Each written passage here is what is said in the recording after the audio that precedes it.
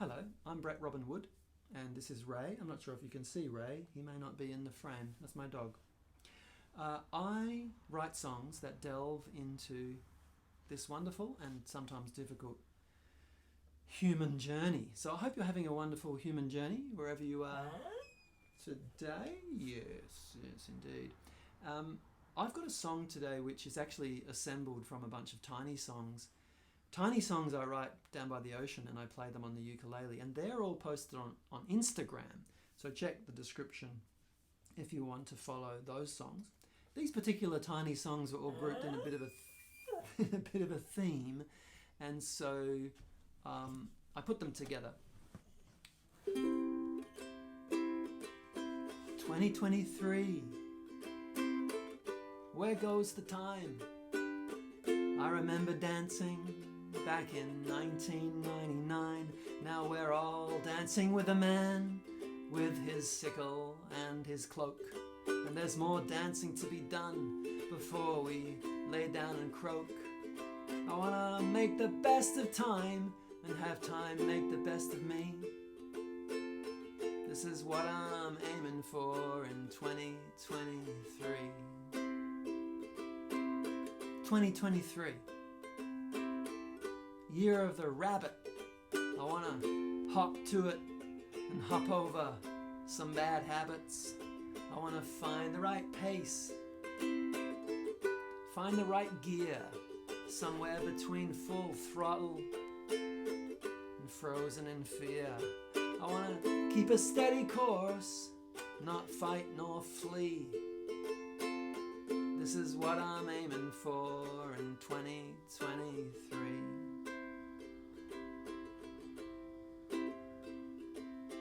I'm thinking about my dad and how we'd hang out by the sea. Sometimes we would do stuff and sometimes we'd just be. Taught me how to skim stones, taught me how to sail.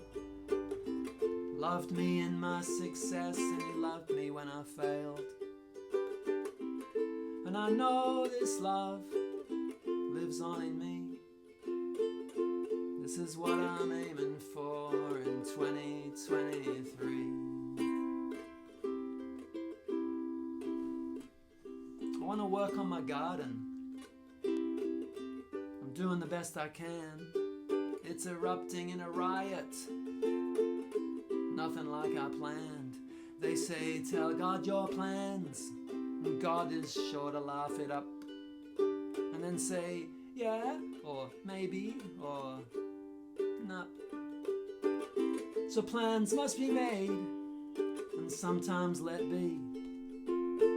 May God bless your plans in 2023. 2023. Oh, where goes the time?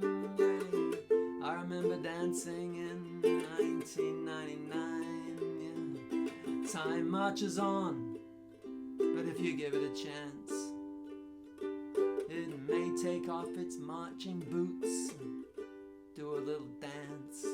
I wanna make the best of time and have time make the best of me.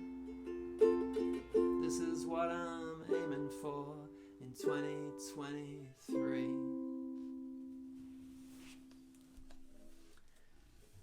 Yeah, time, hey? Gosh. Do you ever feel like you're just running out of time or you don't have enough time?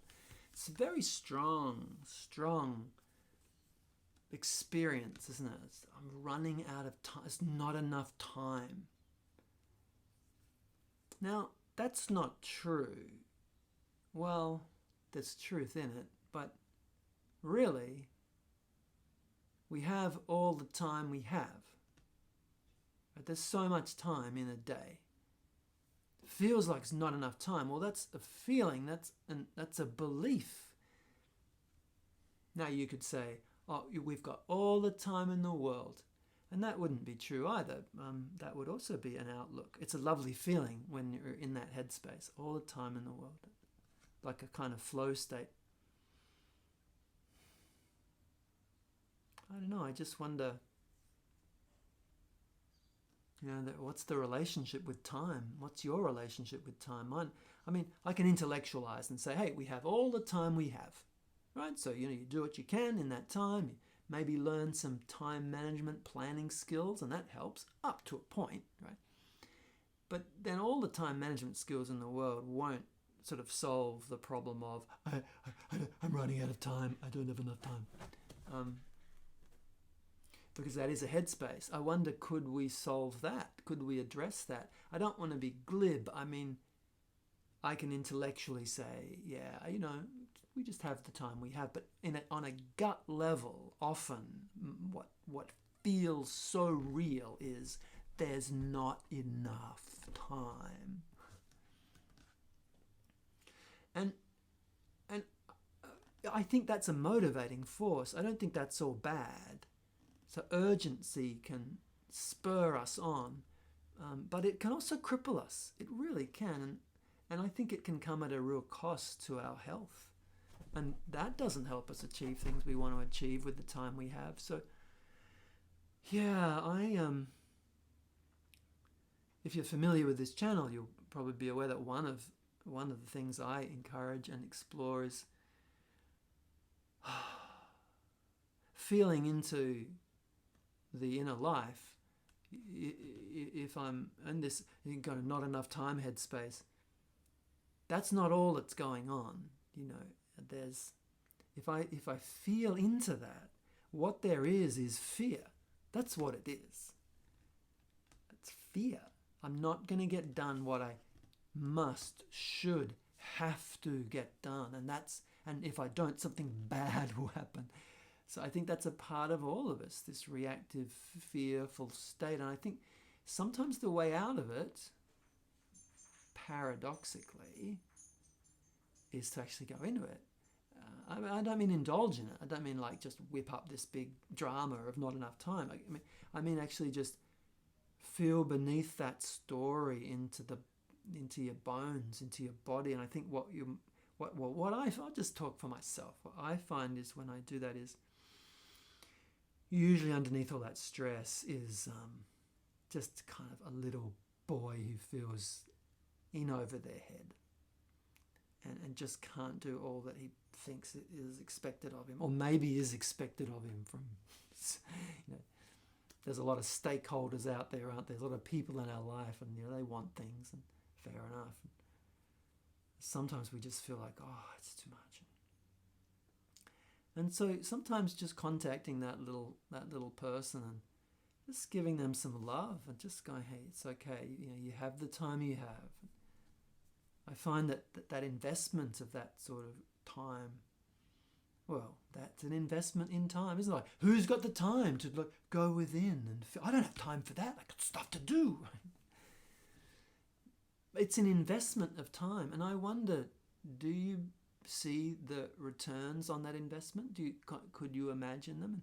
And if maybe you know what I'm talking about, or maybe this all sounds strange to you, but I'd encourage you to experiment and see what happens when you invest some time in slowing things down, even in the midst of a busy day where it feels like you can't, but even just a couple of minutes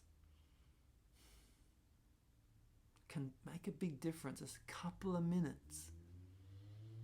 It doesn't have to be complicated. It's just to breathe. Not in a kind of like, let's get all zen. It's not that. Actually, usually what happens when you do slow things down and contact your felt sense, often the first thing you feel is not that great. But you feel through that, because that's just going on anyway.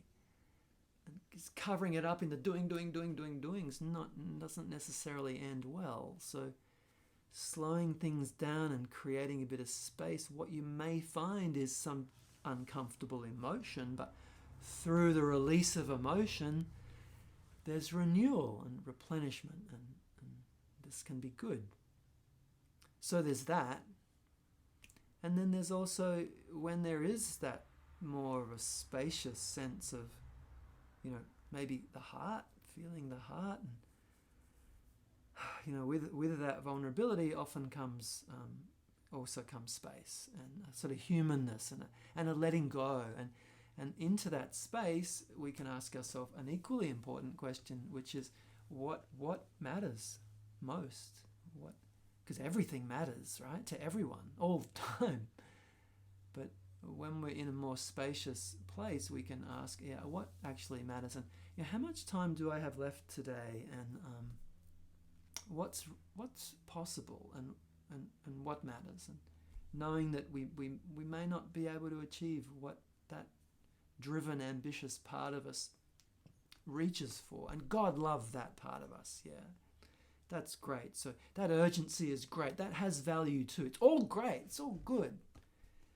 I think what I'm trying to do here is provide room for a valuing of the different aspects of ourselves and an honouring of them, and maybe also recognising the ones that dominate and finding ways to circuit break them so that we can live with a more sense of wholeness. Anyway, that's my delving for today. I hope that's useful. If you like what I'm doing here, please press the like button, because that helps the algorithms, I'm told, and subscribe if you're not a subscriber, and press the notification button if you want to be notified. And there's other ways you can support me and be a bit of a patron of my song-smithery and inquiry, and that'll all be in the description as well. Go well. See you next time.